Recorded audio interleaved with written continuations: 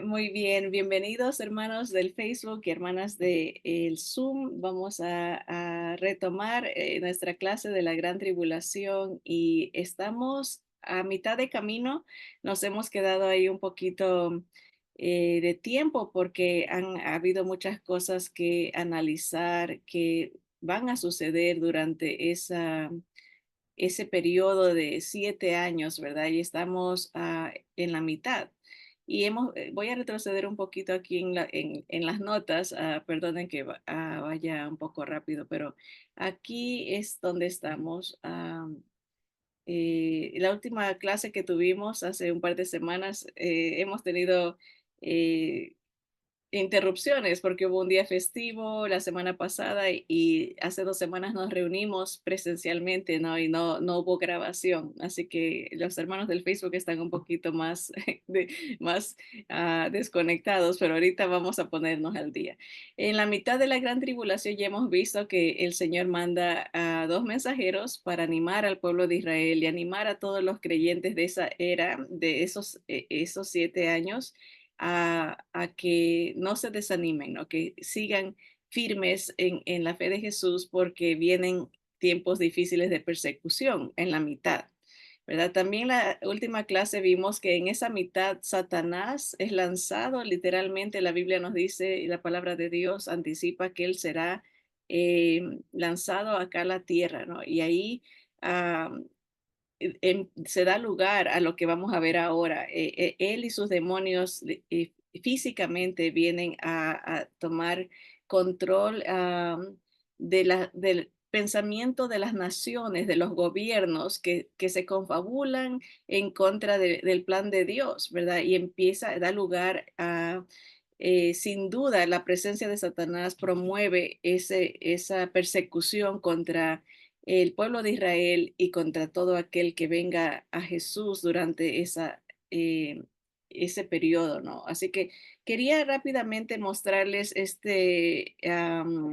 ¿dónde está? Acá arriba, está el diagrama que ya les he dado, ¿verdad? Y estamos aquí en la mitad de los 7 años, ¿verdad? Vimos que todo lo que estamos narrando está íntimamente conectado con el libro de Apocalipsis y el libro de Daniel. Apocalipsis nos describe la intensidad de las cosas, cómo se van a dar en forma de simbólica como de sellos, de trompetas y de copas, ¿verdad? Y aquí vemos los sellos. Se anticipa como que en la mitad, como entre el tercer y cuarto sello, es que se está dando todo esto que ya hemos visto. Los dos testigos, Satanás es lanzado a la tierra. Eso está en capítulo 11 y 12 de Apocalipsis. Hoy vamos a ver Apocalipsis 13. Acuérdense en que desde el capítulo 6 hasta el capítulo 19 de Apocalipsis abarca esos 7 años de gran tribulación. Gran porción del libro de Apocalipsis se dedica para hablarnos en detalle de lo que va a ocurrir en esos 7 años, ¿verdad? Y estamos aquí en la mitad, en el capítulo 11, 12 y 13. Los sellos empiezan con guerra, una guerra que afecta a todo el mundo, pero aquí por la mitad que se dan las trompetas, ¿verdad? Podemos ver simbolismos relacionados con esas guerras, por ejemplo, granizo y fuego, fuego que cae del cielo, que causa que la tercera parte de los árboles se quemen. Ahorita aquí en California, acá por el lado este, estamos sufriendo un fuego inmenso que se ha dado por las fuertes temperaturas altas que hemos tenido esta semana en los 115 grados. Es demasiado caliente. Se cree que eso provocó estos incendios que están 0% contenidos. Está a hectáreas de hectáreas y vemos cómo afecta el ambiente. Hay ceniza en el aire, hay la atmósfera está contaminada. Eso en un nivel tan pequeño en comparación hablando del mundo, pero aquí imagínense que se queme la tercera parte de los árboles del mundo. El impacto atmosférico, ¿no? Que causa esto, contaminación. Pero eso estamos hablando aquí a la mitad del camino. Se habla de una montaña, esto está en el capítulo 8. Acuérdense siempre que entre el capítulo 6 y el capítulo 19 es toda una descripción de lo que va a pasar durante esos 7 años de gran tribulación.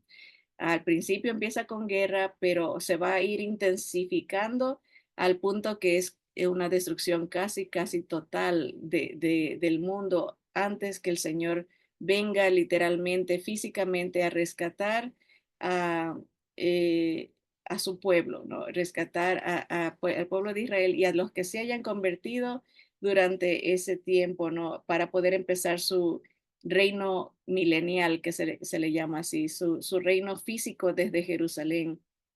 Así que esto en la mitad, como a breves rasgos, ¿verdad? No vamos a leer los capítulos, pero siempre tengan en mente eso. Desde el capítulo 6 hasta el capítulo 19 de Apocalipsis, se narra lo que va a pasar durante esos últimos 7 años de historia de la humanidad como nosotros la conocemos, con los gobiernos como los conocemos, ¿verdad? Tiempo de mucha guerra, de guerras a nivel atómico, ¿verdad? Biológico, va a haber mucha destrucción. Aquí se habla de la montaña que cae al mar, ¿verdad? Una roca, así lo ve el apóstol, ¿verdad? Pero no descartamos, hay varios eruditos, pastores que explican que esto es una descripción de eh, eh, misiles, bombas, que Juan el apóstol está diciendo, bueno, vi una estrella que se cayó, o vi una montaña ardiendo que cayó, pero son descripciones de bombas, ¿verdad? Esta estrella dice cae sobre los ríos y los envenena, ¿verdad? Estamos hablando de bombas que tienen eh, capacidad química y biológica de destruir, de contaminar, ¿verdad? También no necesariamente puede ser en cuestión de guerra. Esta semana pasada, una organización terrorista llamada los Houthis bombardeó un barco allá que traía, ahorita no me recuerdo cuántas miles, cientos de miles de toneladas de petróleo, y el barco se hundió completamente y todo eso se va. Dicen que el daño geológico que ha causado eso en esa área es inimaginable porque destruye los peces y eso es lo que nos va a decir la palabra, ¿no? Esta estrella cae sobre los ríos y los envenena. La tercera parte del sol, la luna y las estrellas es afectado. Volviendo al tema del fuego que estamos viviendo ahorita, ¿no?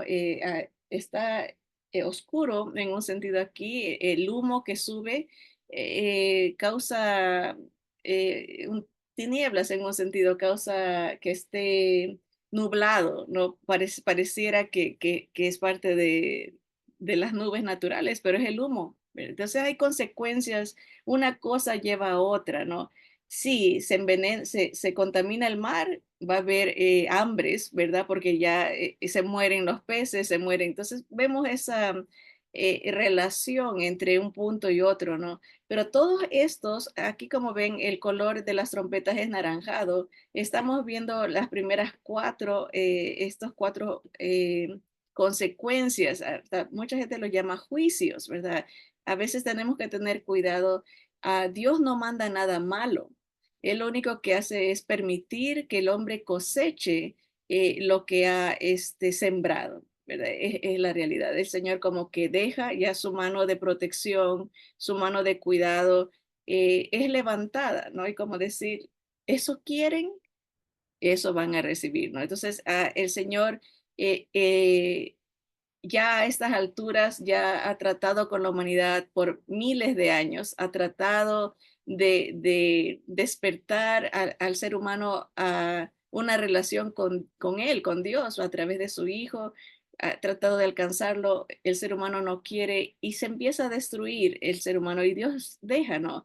Y claro, se ve como una un juicio de parte de Dios. El juicio de parte de Dios es dejar que eh, uno ya reciba lo que el corazón, las obras del ser humano desean, ¿no? Así que vemos el número 4 que aquí está en la mitad, porque estamos hablando de la mitad de la gran tribulación y vemos ese oscurecimiento de la tercera parte.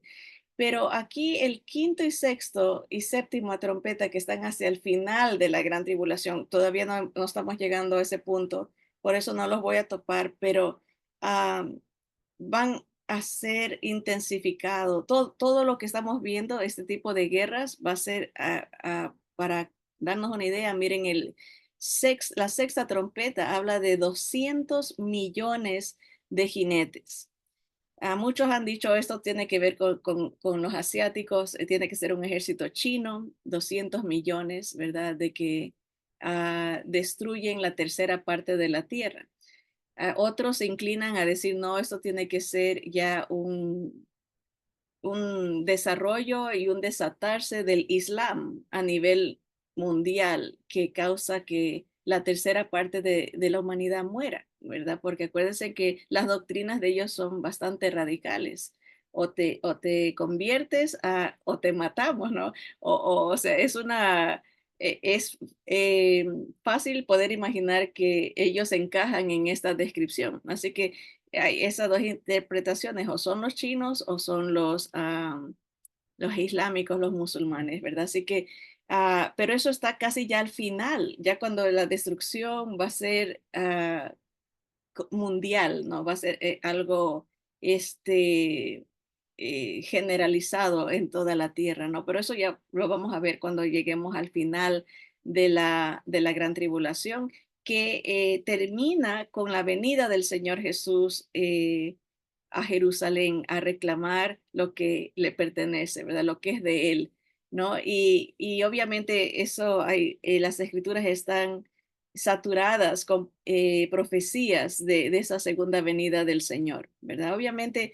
muchas clases, estudios eh, mezclan y confunden el papel del creyente en la iglesia, en la era de la iglesia. ¿Dónde estamos nosotros? Mucha gente está enseñando que el cristiano va a pasar por ese tiempo de gran tribulación, porque hay versículos que hablan de los santos que mueren durante esa temporada, ¿no?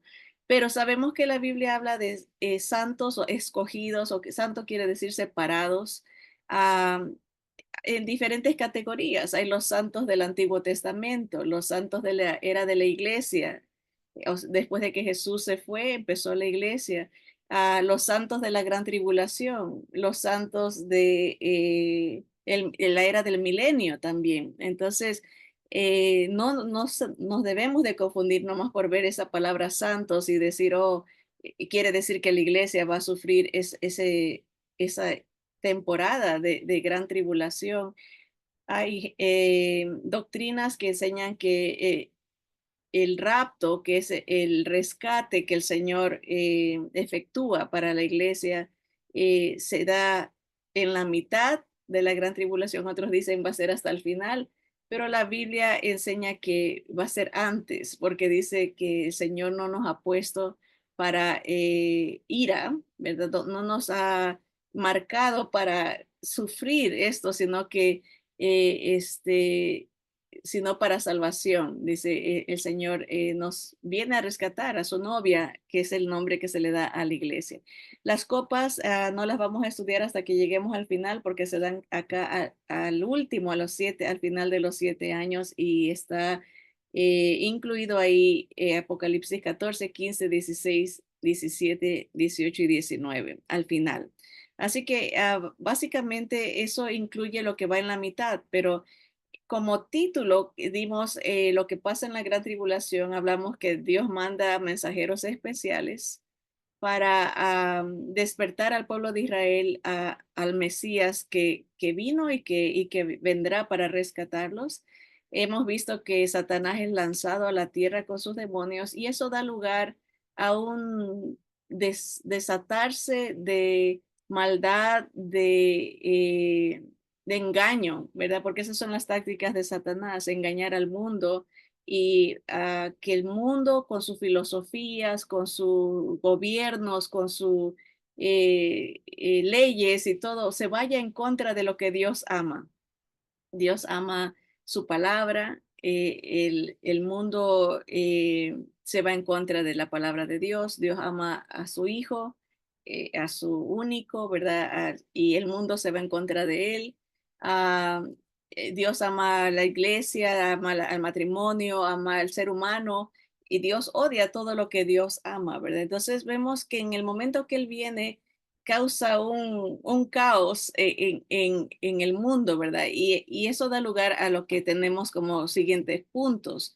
Y hoy vamos a acabar lo que es, déjenme adelantarme a lo que es la mitad de la gran tribulación, que ya hemos visto comparándolo con lo que dice Apocalipsis, algunas de las cosas que van a pasar en cuanto a destrucción natural, lo que va a pasar, cómo se está intensificando las guerras en esa mitad de esos 7 años. Pero algo que debemos de enfatizar, después de que Satanás viene físicamente a influenciar a un personaje que la Biblia entre tantos títulos le llama el anticristo, es, es se puede deducir, ¿no? Si una persona está poseída por Satanás, automáticamente se va a ir en contra de los planes de Dios, automáticamente se va a ir en contra de los hijos de Dios, del pueblo de Dios. Y aquí es donde se levanta este personaje con todo su poder, ¿verdad? Muchas veces se ha dicho que empieza desde el principio de los 7 años y sí, él tiene un papel de lograr hacer un pacto para que se construya el templo en Jerusalén, el templo judío.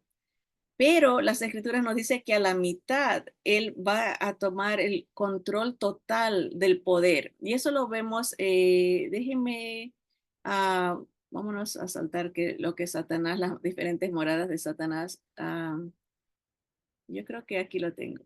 Es aquí, la mitad de la gran tribulación. El templo, estos son los temas que vamos a cubrir en lo que nos queda de tiempo. Es mucho material, pero si no avanzamos, nos vamos a quedar aquí hasta que el Señor nos lleve. El templo es profanado en la mitad de la gran tribulación. A los 3 años y medio de ese pacto que se construye el templo judío, este personaje poseído por Satanás, guiado por Satanás, va a romper ese pacto y va a empezar la persecución en contra de los judíos y de todo aquel que se vaya en contra de su gobierno, de su plan, ¿verdad? Porque aquí vamos a ver cuál es parte del plan. Aquí dice el anticristo cancela el pacto y empieza una persecución al judío y se empieza a marcar a la gente. Igual mucha gente dice, la gran tribulación empieza con esa marca, pero no, vamos a leer cómo las escrituras son bien específicas, muy específicas y dicen cuándo es que empiezan a marcar a la gente en ese periodo. Y surge una imagen que controla a los que no están marcados para que no puedan comprar ni vender. Ya hemos explicado esto, que tendrá que ser el uso de la tecnología, ¿verdad? Alguna manera de escanear esa marca que se va a poner la gente en la mano, ¿verdad? Como que esta imagen es tal vez como un robot que tiene la capacidad de ver quién está marcado y quién no. Aquí Daniel, este es el versículo famoso que lo hemos usado y creo que ya lo tienen presente. Daniel 9:27 dice, y por otra semana, semana de años, o sea, 7 años, confirmará el pacto con muchos. Ahí está la declaración de que ese pacto empieza esa última semana. Muchos decían que es un pacto de paz para Israel, un pacto de seguridad para Israel, y se ha aceptado eso por décadas de que es un pacto de paz, pero estudiamos que cuando leemos detenidamente, conecta el pacto con los sacrificios que se hacen, las ofrendas que se hacen en el templo, porque miren, aquí dice, confirmará el pacto con muchos, no dice con Israel, dice con muchos, como que se pone de acuerdo con las naciones para que dejen a Israel construir el templo, coma, dice, a la mitad de la semana hará cesar el sacrificio y la ofrenda. Esos son ritos y prácticas judías. En el templo ellos sacrificaban, no han tenido templo por los últimos 2000 años, desde que fueron dispersados a Babilonia, a Persia, después Grecia, Roma. Desde esa era, 2000 años atrás, no han tenido templo. Entonces, la manera de ver, las escrituras nos están indicando que el pacto va a ser que puedan construir ese templo, ¿verdad? Pareciera ahorita imposible porque está en el área del templo donde se cree que estaba el templo, es controlado por los musulmanes ahorita. Ahí está la cúpula la cúpula, no, ¿cómo se llama? El monte del templo, el Al-Aqsa, que es esa mezquita musulmana que tiene la cúpula de oro, y mucha gente asocia Jerusalén con esa, pero eso es musulmán. Pareciera ahorita imposible, pero con todo esto que está pasando de la guerra y todos sabemos proféticamente que ellos tienen que ganar para que se pueda dar este pacto con muchos, con las naciones, de decir, ¿saben qué? Déjenle construir. Pareciera increíble, pero se están moviendo las fichas para que esto se cumpla, ¿no? Pero Daniel, el profeta, nos dice, a la mitad de la semana hará cesar el sacrificio. O sea, a la mitad de esos 7 años, este personaje va a traicionarlos y va a decir, no pueden usar su templo, no pueden hacer sus sacrificios. Y dice, después con la muchedumbre de las abominaciones vendrá el desolador. Ese otro nombre para el anticristo. Muchedumbre de abominaciones, cosas blasfemas. Va a hacer muchas cosas en contra de Dios en el templo. Estaba leyendo la historia de Israel y los diferentes reyes que tuvo. Era común que los reyes se apartaran, especialmente los reyes de Israel. Los reyes de Judá al sur eran más fieles al Señor. Los reyes del norte, porque se dividió Israel en dos partes. Al norte se le llamaba Israel y al sur Judá. Pero los reyes cuando se contaminaban con otros dioses paganos, metían las imágenes de esos dioses al templo y lo hacían sacrilegio, lo contaminaban. Y es común, la idea de Satanás siempre ha sido eso, meterse donde es la adoración a Dios y entregarle adoración a cualquier otra cosa que no sea Dios. Puede ser una imagen de un animal, una imagen de otra persona, imagen de un rey, imagen, o sea, robarle, quiere quitarle. La palabra de Dios dice, Dios es uno, ¿verdad? Y solo a Dios adorarás. El Señor mismo le dijo a Satanás, cuando le dijo, adórame y te entrego todos los reinos. Y el Señor le dijo, no tentarás al Señor tu Dios, solamente a Dios adorarás, ¿no? Es la lucha entre el pensamiento de Satanás y la voluntad de Dios, ¿no? Satanás a través de las edades siempre ha querido robarle la adoración a Dios y el anticristo va a tener esa filosofía. Vamos a meter lo que sea, él va a meter una imagen de él mismo, una imagen que el mundo adore y dentro del templo de Jerusalén, ¿verdad? Mucha blasfemia, mucha abominación, pero dice el versículo, dice, hasta que venga la consumación, los últimos 3 años y medio, él va a tener control del templo, ¿verdad? Y dice, pero lo que está determinado se va a derramar sobre el desolador. La Biblia nos habla de cómo acaba el anticristo, acaba siendo lanzado vivo al infierno, ¿no? Eso es lo que dice la palabra en otras porciones. Aquí quería leerles lo que dice el apóstol Pablo, ¿verdad? Porque no solamente es el Antiguo Testamento, pero en el Nuevo Testamento también tenemos información de lo que va a pasar en esa mitad, cuando se rompa ese pacto, cuando se profane el templo, el tercer templo judío, y se les prohíba ya ofrecer sacrificios y empiece la persecución. aquí Pablo nos explica un poquito, dice, pero con respecto a la venida de nuestro Señor Jesucristo, hablando de las dos, acuérdense que uno se conoce como la venida, la segunda venida de Jesús es la venida física y está hablando, dice, nuestra reunión con Él es otra, la aparición, lo que le llamamos el rapto. Cuando el Señor venga por su iglesia, no es una venida, sino una aparición. Él se va a quedar en los aires esperando a su novia para llevarnos con Él, vivos y muertos. Todos vamos, los muertos resucitarán, los vivos vamos a ser transformados y juntos nos vamos a ir con el Señor, en lo que se conoce como el rapto o la aparición. Pero la segunda venida es al final de la gran tribulación. Físicamente, el Señor regresa con nosotros a establecer su reino. Entonces aquí Pablo está hablando de los dos, acerca de la venida del Señor, o sea, al final de la gran tribulación, y de nuestra reunión con Él. Os rogamos, hermanos, dice que no os dejéis mover fácilmente de vuestro modo de pensar, ni os conturbéis ni por espíritu, ni por palabra, ni por carta, como que si fuera nuestra, en el sentido de que el día del Señor está cerca. El día del Señor es una referencia, el día de Jehová, el día del Señor es una referencia al periodo de los 7 años. O sea, Pablo está hablando de bastantes puntos aquí, ¿verdad? El día del Señor es el día de retribución, de castigo, de sufrimiento, de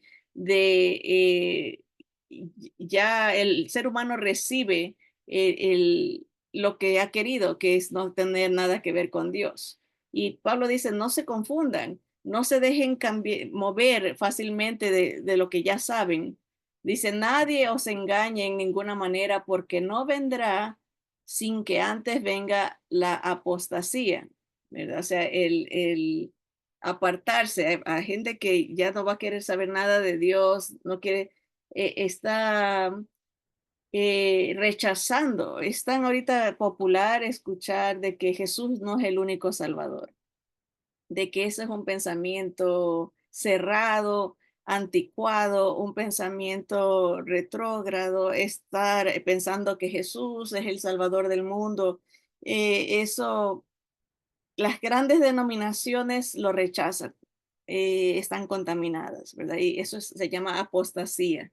Irse en contra del plan de Dios, apartarse de la verdad de Dios, ni le va ni le viene a la persona decir y cambiar. Hay gente que se le pregunta, ¿crees en la Biblia? Ciertas partes, es un libro de cuentos, muchos dicen, no, eso es para gente ignorante, se inventan cosas, ¿verdad? La ciencia. Así que estamos viviendo en esos tiempos, ¿no? Por lo menos el espíritu del anticristo, de la apostasía está en acción, dice Pablo, ya está en acción. Eso, la gente está más propensa a irse en contra de la palabra de Dios que a defenderla, ¿verdad? Y dice también se va a manifestar el hombre de pecado, el hijo de perdición, el cual se opone y se levanta contra todo lo que se llama Dios o es objeto de culto, tanto que se sienta en el templo de Dios como Dios, haciéndose pasar por Dios. O sea, Pablo nos anticipa. Y lo que Daniel profetizó, que a la mitad el anticristo va a entrar y se va a declarar, yo soy Dios, se va a oponer a todo lo que se llame Dios, a todo, él va a querer la adoración para él. Y versículo 5 dice, ¿no os acordáis que cuando yo estaba todavía con vosotros os decía esto? Ahora vosotros sabéis lo que lo detiene, a fin de que a su debido tiempo se manifieste. Muchos interpretan que la presencia del creyente, la iglesia, como se llama, ¿verdad? O sea, no el edificio, sino nosotros, los de la fe de Jesús, detenemos la aparición de este hombre. Acuérdense que este hombre viene como parte de un movimiento de gobierno mundial. Ahorita casi todos los países hablan de quitar fronteras, a hacer una sola. Somos, especialmente después de la pandemia, el mundo se une para decir, necesitamos un líder mundial, ¿verdad? Y son pocos los líderes que que defienden que haya fronteras, porque Dios así lo determinó en las escrituras. Las fronteras son puestas por Dios, y los límites, ¿verdad? Hay cierto, Dios ha determinado, dice Pablo, ¿verdad? El lugar donde cada uno va a nacer y va a estar más posible que se acerque a Dios dentro de esas fronteras. Pero el movimiento general, dice, es irse en contra de eso. Y dice, el creyente puede detener al presente, detiene esta manifestación de movimiento global. Hace años atrás una persona me compartió un libro este, ah, de los, ¿cómo se llaman estos? Los Illuminati, de los Illuminati, y se me hizo tan interesante. Lo tuve que dejar de leer porque la presencia negativa, malévola, era evidente en la lectura. Y una de las cosas que decía era que hay gente que está deteniendo que el mundo sea iluminado. Dice, es gente ignorante, gente que se aferra a una fe. Dice, y hasta que ellos no desaparezcan, no va a poder el mundo evolucionar y lograr ese nivel de iluminación. Y decía, esta gente tiene que desaparecer. La naturaleza se va a deshacer de ellos. De alguna manera, esta gente que cree en una sola fe, un solo Dios y un solo Salvador, así lo decía, la naturaleza los va a desaparecer. Y yo decía, mira, esa es la explicación que el mundo va a dar cuando Dios nos lleve, ¿verdad? Va a decir que la naturaleza entró en una etapa de purificación y que se deshace de los que no están iluminados, ¿verdad? Pero va de la mano con lo que Pablo nos está diciendo. Nosotros detenemos el avance de la maldad. ¿Cómo?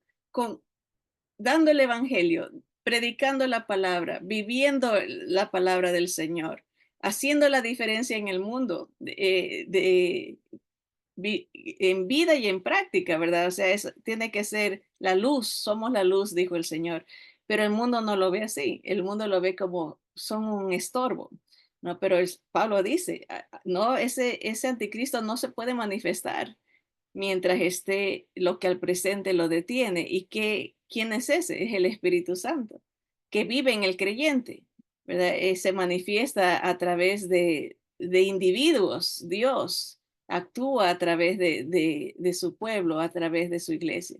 Dice, porque ya está en acción el misterio de la iniquidad, solo que hay quien al presente lo detiene, hasta que él a su vez sea quitado de en medio.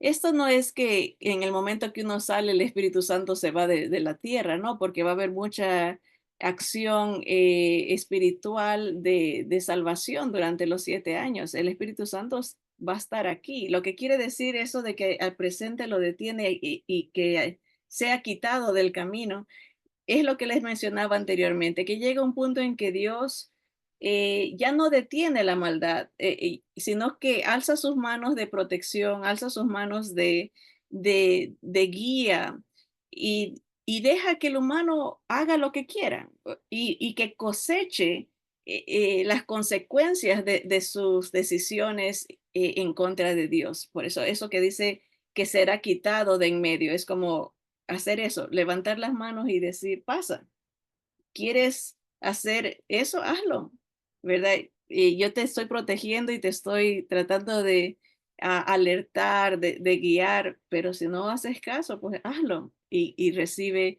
el fin que tu decisión amerita, ¿verdad? El sufrimiento, el caos que va a traer a la tierra el rechazo de la guía, la protección de Dios a través de su Espíritu Santo, ¿verdad? No quieren oír, no hay, Dios no hace nada a la fuerza, Él no viola, Él permite, Él respeta la decisión de cada ser humano, ¿verdad? Nadie será forzado a adorar a Dios y a venir a Dios. El Señor permite, ¿no? Entonces dice, y entonces cuando el Señor diga ya que reciban lo que quieran, ¿verdad? Que hagan lo que quieran, dice, entonces se manifestará aquel inicuo a quien el Señor matará con el espíritu de su boca y destruirá con el resplandor de su venida. Eso está para el final de la gran tribulación. Ahí el anticristo es echado al infierno, Satanás es atado, ¿verdad? Y empieza esa era de 1000 años de restauración de la tierra, de paz con el reino de Jesús desde Jerusalén. Pero aquí dice el versículo 9 dice, inicuo cuyo advenimiento es por obra de Satanás. Ahí está. Satanás viene a esta tierra y esta persona aparece en acción o su venida es por obra de Satanás. Él directamente se encarga de levantar a esta persona. ¿Cómo? Dice, con gran poder y señales y prodigios mentirosos, y con todo engaño de iniquidad para los que se pierden, por cuanto no recibieron el amor de la verdad para ser salvos. Esa es la realidad. Cuando alguien rechaza el amor y la verdad de Dios, va a aceptar la mentira y el engaño de Satanás, ¿verdad? Es una consecuencia natural espiritualmente hablando. Dice, por esto Dios les envía un poder engañoso para que crean la mentira, a fin de que sean condenados todos los que no creyeron la verdad, sino que se complacieron en la injusticia. Esto hemos hablado un poquito de cómo esto se ve, ¿no? Porque mucha gente dice, bueno, si Dios es el que les manda ese poder para que no puedan ver la verdad, están engañados. No, no, no, eso no es lo que está diciendo las escrituras, sino que la persona ya ha decidido. A esto es lo que hay un nombre técnico teológico cuando eh, quiero acordarme, es como la gracia irresistible, muchos le llaman así, que cuando uno ve a Dios, cuando en el momento que la persona llega a tener esa como un entendimiento de quién Dios es, eh, no, no resiste más que rendirse a Él. Cuando uno entiende quién es Dios, nuestro espíritu se humilla, ve la grandeza de Dios y ve su propia pequeñez. Es algo natural. Estar cerca de Dios, así como cuando uno está cerca de algo grande, por ejemplo, del mar. Cuando uno se para enfrente del mar, lo hace sentir a uno chiquito, lo hace sentir a uno poquito, ¿verdad? Como la inmensidad del mar, ¿no? Como que uno no resiste el decir qué belleza, ¿no? Qué hermosura, ¿no? Qué inmensidad, ¿no? Adora en un sentido, halaga lo que es grande, ¿no? Eso, imagínense que el mar fue hecho por el Señor. Cuando uno ve el cielo lleno de estrellas, uno dice, qué hermosura, ¿no? Me siento tan chiquito. No resiste el decir, wow, qué maravilloso, esto, es, hay algo más allá que yo, ¿no? Nos lleva a adorar cuando uno ve algo grande. Imagínense si esto que es la creación, una montaña, o a veces viendo algo pequeño, una rosa, una flor, un pajarito de diferentes colores, uno dice, qué tremendo, ¿no? Qué preciosidad, ¿no? Cómo tanto detalle, qué grandeza, ¿no? Ante la naturaleza hecha por Dios, imagínense, nos invita a adorar al Creador, ¿no? Y Dios conoce quién quiere y quién no quiere adorarlo y reconocerlo y sentirse humillado ante la grandeza y la perfección de Dios. Dios sabe. Entonces, cuando él sabe que alguien no quiere reconocerlo, que no quiere humillarse ante él, que no quiere someterse a él, Dios tiene que poner esa como una capa de que la persona no se sienta automáticamente, entre comillas, obligada a adorarlo. porque él sabe que la persona no quiere. Entonces, en ese sentido, esto encaja ahí, ese poder engañoso. Si una persona no quiere estar con Dios, no quiere saber de Dios, no quiere la palabra de Dios, le molesta lo que tenga que ver con Dios, Dios no va a permitir que su grandeza, su hermosura, su perfección lo lleve a esa persona como criatura, como un ser finito, un ser pasajero, a que lo adore automáticamente. Entonces, en ese sentido, no es injusticia de Dios el no permitir que la persona automáticamente venga a Él, sino es más bien es justicia, es rectitud, porque Dios no obliga, Dios no va a obligar. Si la persona no quiere, no va a permitir que esa inclinación de adoración esté ahí al permitir que sea controlado por un poder engañoso, mejor, en otras palabras. Dice, pero nosotros debemos de dar siempre gracias a Dios respecto a vosotros, hermanos amados por el Señor, de que Dios os haya escogido desde el principio para salvación mediante la santificación por el Espíritu y la fe en la verdad. Aquí está el proceso, ¿no? Uno nace de nuevo en el momento que pone su fe en la verdad de la palabra del Evangelio de Jesús, de salvación en Jesús, y es separado, sellado, aquí usa escogido por la presencia del Espíritu Santo en ese creyente, ¿verdad? Es el proceso, ¿no? Fe lleva a ser sellado por Dios, el Espíritu, la presencia de Dios.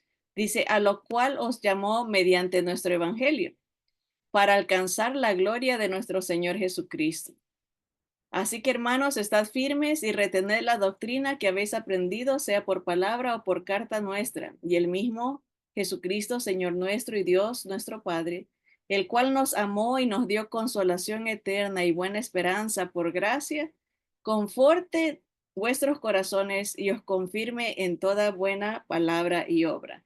El Señor se va a asegurar de que se acabe la obra que el Espíritu Santo ha empezado en nosotros, nos perfeccionará hasta el día de Jesucristo, que es el día del rapto, ¿verdad? Y dice, consuélense con esa realidad, con esa esperanza de gracia, esa consolación eterna, ¿verdad? No se muevan, dice, de lo que ya les he enseñado, de lo que va a venir y dónde están ustedes.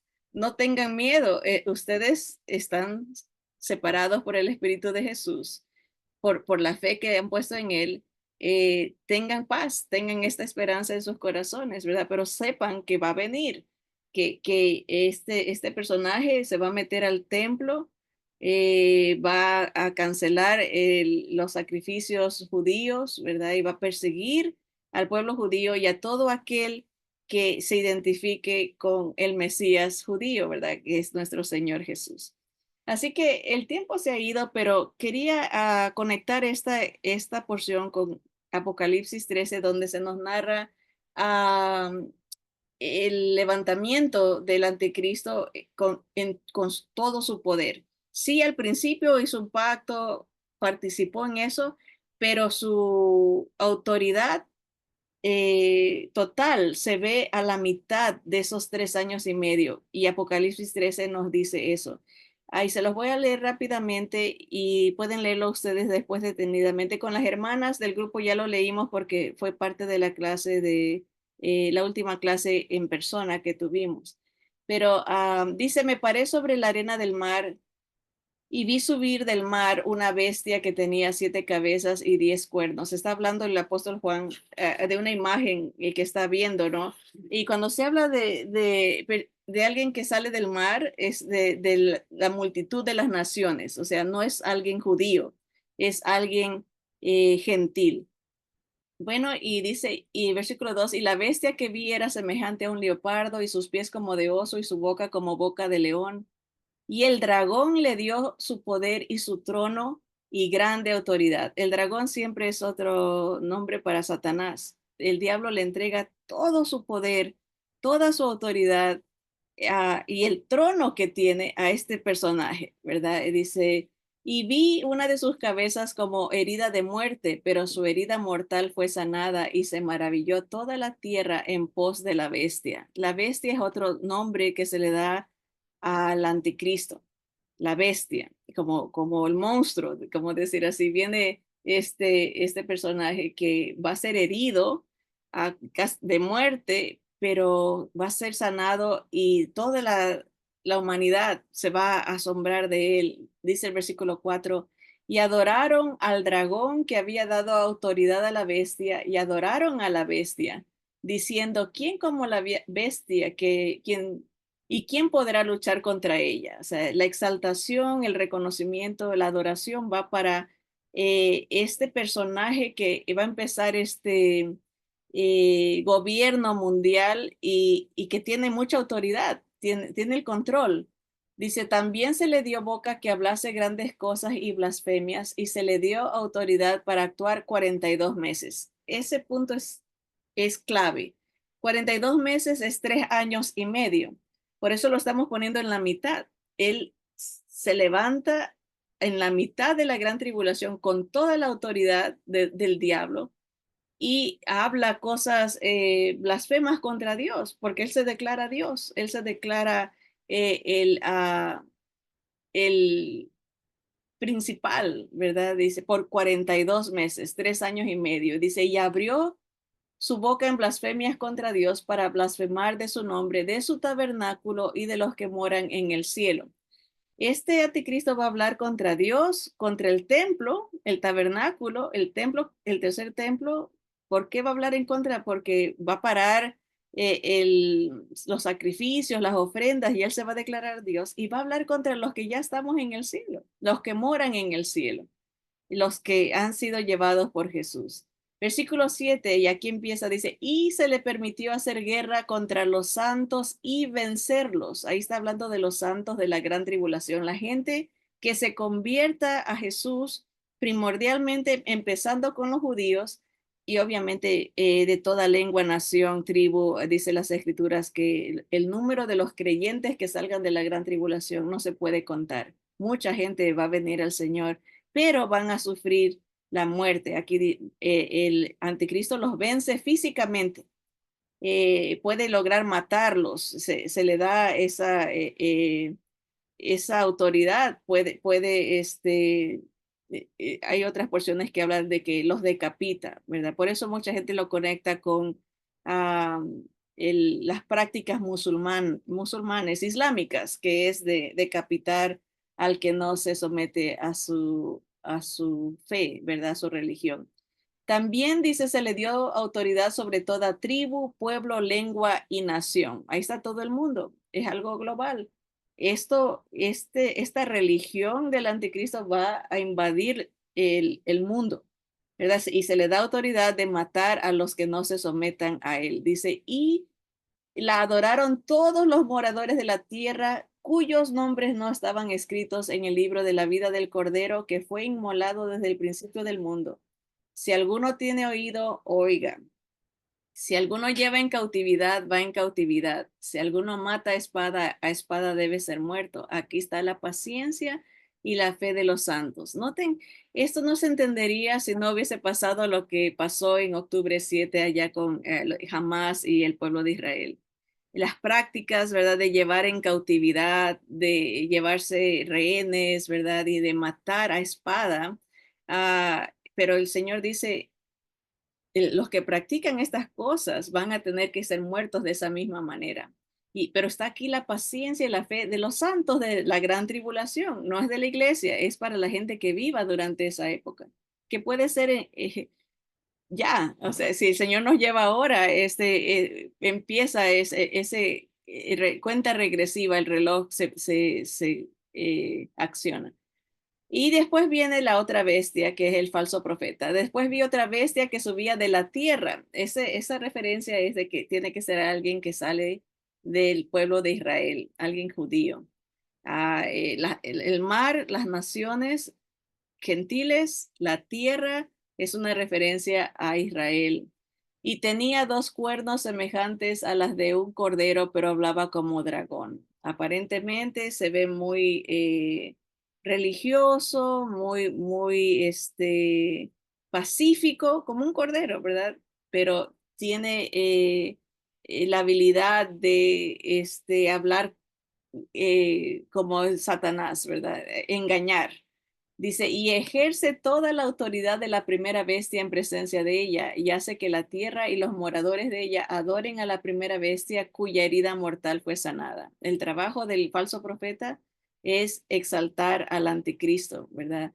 También hace grandes señales de manera que aún hace descender fuego del cielo a la tierra delante de los hombres y engaña a los moradores de la tierra con las señales que se le ha permitido hacer en presencia de la bestia. No descarto que esté hablando de autoridad de causar guerras, porque manda fuego del cielo. Habla de misiles, ¿verdad? Tiene autoridad para matar. Dice, pero hace que se le ha permitido hacer señales en presencia de la bestia, mandando a los moradores de la tierra que le hagan imagen a la bestia que tiene la espada, que tiene la herida de espada y vivió. Y se le ha permitido infundir aliento a la imagen de la bestia para que la imagen hablase e hiciese matar a todo el que no la adorase. Y hacía que todos, pequeños y grandes, ricos y pobres, libres y esclavos, se le pusiese una marca en la mano derecha o en la frente, y que ninguno pudiese comprar ni vender, sino el que tuviera la marca o el nombre de la bestia o el número de su nombre. Aquí hay sabiduría, el que tiene entendimiento, cuente el número de la bestia, pues es número de hombre y su número es 666. En otras palabras, son dos, el anticristo y el falso profeta se van a levantar a los 3 años y medio, van a tener 42 meses para perseguir a Israel y a todo el que se vaya en contra del sistema global que ellos van a imponer, pero va a ser una imagen que va a poder saber, va a hablar y va a poder saber quién tiene la marca y quién no. O sea, va a ser un sistema de control y de muy autoritario, ¿verdad? De supresión, va a suprimir a la gente, ¿verdad? Ya no va a haber libertades como las conocemos en nuestra era. Puse esta imagen porque esto fue real. Hace 2 años, la Organización de las Naciones Unidas, la ONU, puso esta imagen de que pareciera que la sacan de las escrituras, ¿verdad? Un leopardo con cabeza, con patas de oso, ¿verdad? Y cara de boca de león.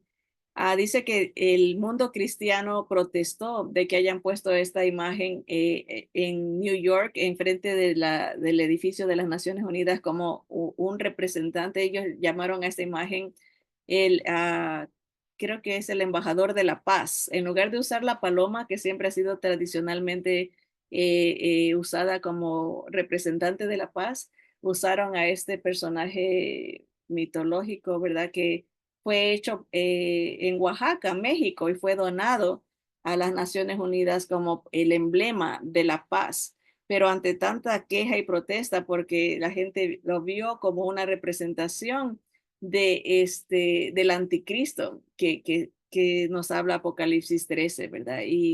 Pero habla del el espíritu del anticristo ya está en acción, ¿verdad? Y el mundo quiere un representante diferente, no al Espíritu Santo, quiere un representante diabólico, un representante que humanista, un representante que se vaya en contra del plan de Dios y de la palabra de Dios y que los represente a ellos, ¿verdad? Y vemos cómo el ser humano va encajando en lo que Dios nos ha narrado miles y miles y miles de años atrás, porque el Señor conoce los corazones, conoce a su creación, ¿no? Conoce los tiempos, conoce cómo acaba la historia. Desde el principio Él conoce el final y Él nos lo dice, les digo el final desde el principio para que sepan que yo soy Dios, ¿verdad? Así que ahí concluye los eventos de la mitad de la gran tribulación. Para resumir, Dios manda dos mensajeros para eh, despertar al pueblo de Israel al entendimiento de las escrituras y de su Mesías. Y a estas alturas, pues ya en la primera parte ya se levantaron los 144,000 judíos a predicar. O sea, está habiendo un avivamiento, un despertar en el pueblo de Israel. Los últimos 7 años primordialmente está tratando Dios con Israel, trayéndolos al arrepentimiento y dándole a las naciones la justa retribución por el trato que le han hecho a su pueblo durante esos 7 años, ¿verdad? Así que hemos visto que Satanás, las escrituras nos dice, vendrá a la tierra y tomará control por esos últimos 3 años y medio en la persona del anticristo y del falso profeta, quien va a profanar el templo y va a cancelar el pacto para que empiece una persecución al judío, ¿verdad? Y no solamente al judío creyente, pero a todo aquel que venga al Señor Jesús durante ese periodo.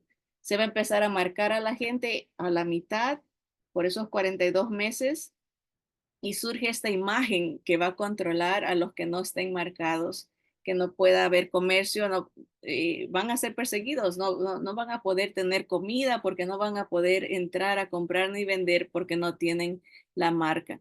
Pero sabemos que el Señor preserva un remanente, ¿verdad? El mismo Apocalipsis nos habla que millones y millones de gente van a venir al conocimiento de la palabra y van a ser salvos, no físicamente, pero sí espiritualmente, ¿verdad?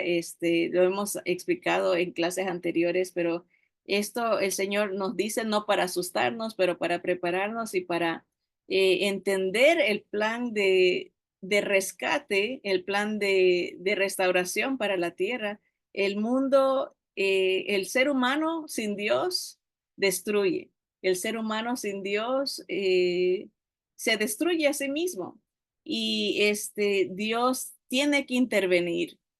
Lo hizo en el pasado a través de nuestro Señor Jesús, viniendo una primera vez para salvarnos del pecado, de la muerte, de la condenación, de lo que viene y lo hará en un futuro nuevamente viniendo físicamente el Señor para acabar con todos los enemigos que tiene, ¿no? En el mundo espiritual y en el mundo físico, ¿verdad? Y el Señor viene a establecer su reino. Así que ahí acabamos la mitad de la gran tribulación y vamos a acelerarnos para irnos al final de la gran tribulación en la próxima clase, si el Señor permite, y a empezar a ver cómo el Señor acaba con todos sus enemigos para poder empezar el reino prometido a Israel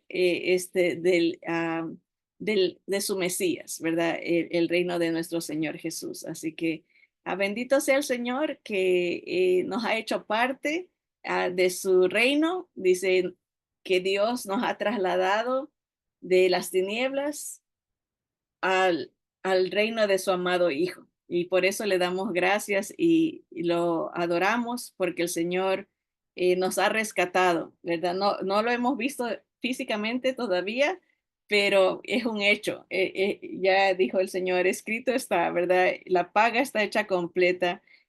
El Señor nos ha redimido, nos ha rescatado. Así que vamos a darle gracias a través de una oración y a bendecir su nombre. Padre amado, te damos gracias, Señor bendito, porque eres un Dios sabio, un Dios bueno, un Dios maravilloso, grande. Señor, que no dejaste a tu creación perdida, olvidada.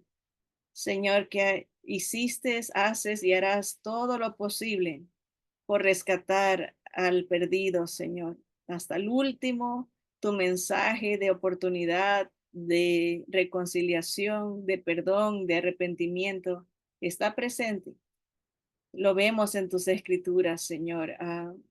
Gracias porque tu Espíritu Santo ha tocado nuestra mente, nuestro corazón para revelarnos nuestra condición de pecadores, de necesitados, Señor. Gracias porque el Espíritu tuyo ha abierto nuestra mente para entender que tú hiciste una obra maravillosa en la cruz que nos rescata, que nos aparta del mal y nos traslada a, a tu presencia, Señor. es un hecho, no lo vemos, pero tú nos lo garantizas. Todas las promesas están en el pasado. Hemos sido perdonados, redimidos, sellados, Señor, estamos eh, asegurados por tu sangre bendita, Señor. Gracias. Gracias, Jesús, por libertarnos, librarnos, Señor, de los juicios, del sufrimiento eh, inimaginable, Señor, que tú nos explicas, Señor. Pedimos por aquellos que faltan, Señor, pedimos que tu misericordia, tu evangelio poderoso los alcance para que también escapen de las cosas que están por venir. Pedimos por tu pueblo Israel, Señor, que sufrirá mucho, Señor, que tú fortalezcas y sigas abriendo los ojos de tu palabra a sus vidas, Señor. Todo esto pedimos y te damos gracias, Señor, en el nombre poderoso de nuestro Señor Jesús. Amén y amén. Que Dios los bendiga, mis hermanos. Gracias por su sintonía, gracias por su apoyo y nos vemos aquí el próximo lunes, si el Señor permite. Bye bye. A ver aquí, hermanas, ¿cómo le apago? Permítame.